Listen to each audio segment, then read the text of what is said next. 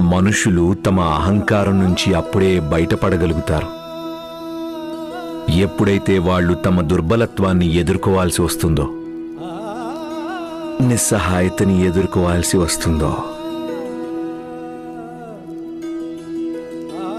ఇక ఎప్పుడైతే అహంకారం అనే అంధకారం తొలగిపోతుందో, అప్పుడు మనిషికి సత్యం, వాస్తవికత అర్థమవడం మొదలవుతుంది.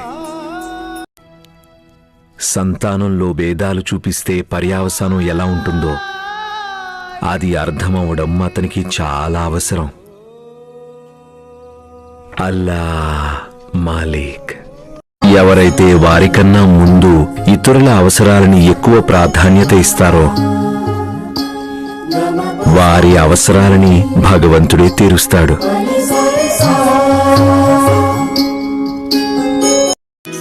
ఇప్పుడు అన్నీ నువ్వే ఆలోచిస్తే మరి ఈ ప్రపంచాన్ని పాలించే ఆ దైవం ఆయనేం చేస్తాడు? అన్నీ ఆయనకు వదిలేసే. సహనంగా, నమ్మకంగా ఉండు. ఇక వెళ్ళు.